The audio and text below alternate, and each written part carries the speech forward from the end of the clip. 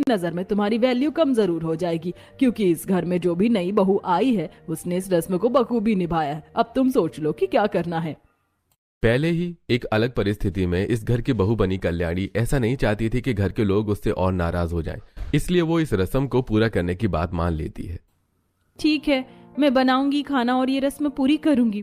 ठीक है, तो फिर हम तुम्हें कल का पूरे खाने का मेन्यू बता देंगे, लेकिन तुम्हें बिना किसी की मदद लिए बिल्कुल अकेले खाना बनाना है, यहाँ तक कि नौकरों की भी मदद नहीं लेनी है। तो फिर कमर कसकर तैयार हो जाइए भाभी, कल हम सब आपके प्यारे प्यारे हाथों से बना खाना खाएंगे। दूसरे दिन कल्याणी फिर से रजवाड़ी अंदाज में तैयार होकर नीचे किचन में आती है। घर की महिलाएं एक छोटी सी पूजा करती हैं और कल्याणी की पहली रसोई की रस्म की शुरुआत होती है। अब तुम खाना बनाना शुरू कर सकती हो कल्याणी बहू, और ये मेन्यू एक बार देख लो, कहाँ क्या रखा है ये तुम्हें मीना बता देगी, लेकिन करना सिर्फ तुम्हें है। जी ताई जी, तो चलो फिर जल्दी शुरू कर दो ताकि सब वक्त पर तैयार हो जाए। यहाँ खाने में थोड़ी सी भी देर नहीं चलती, और हाँ, खाना बहुत स्वादिष्ट बनाना, क्योंकि यहाँ सब खाने के बहुत शौकीन हैं।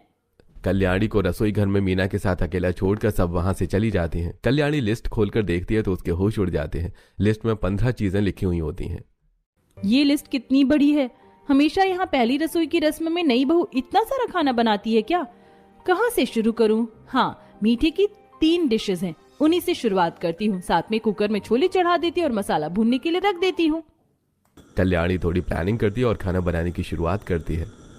हे भगवान, कितना सारा खाना बनाना है, पता नहीं कितने समय में बनेगा। मुझे अब बिना रुके हाथ चलाना पड़ेगा। खाना समय पर नहीं बना तो सब बहुत नाराज हो जाएंगे।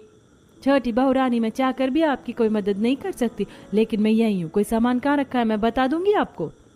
4-5 घंटे की कड़ी मेहनत और मशक्कत के बाद जैसे तैसे खाना बनकर तैयार हो जाता है, लेकिन पूरा खाना बनाने में कल्याणी थक कर चूर चूर हो जाती है और भारी भरकम कपड़ों के अंदर पूरी तरह पसीने से भीग जाती है।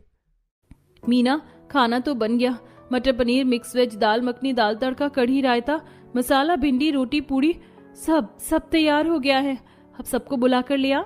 माफ करना छोटी बहू रानी, लेकिन सबको आपको ही बुला कर लाना होगा। बड़ी माँ जी ने यही कहा है, आप सबको बुलाइए, तब तक मैं ये पूरा खाना टेबल पर सजा देती हूँ।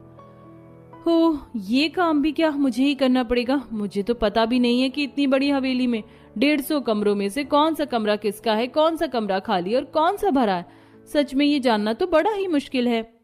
कल्याणी नीचे से शुरुआत करती है और हर कमरे के दरवाजे पर दस्तक देती है। कुछ कमरों में लोग होते हैं, वो निकलकर डाइनिंग टेबल पर आते हैं। इस तरह कल्याणी पूरे 150 कमरों में जा जाकर सबको बुलाकर लाती है।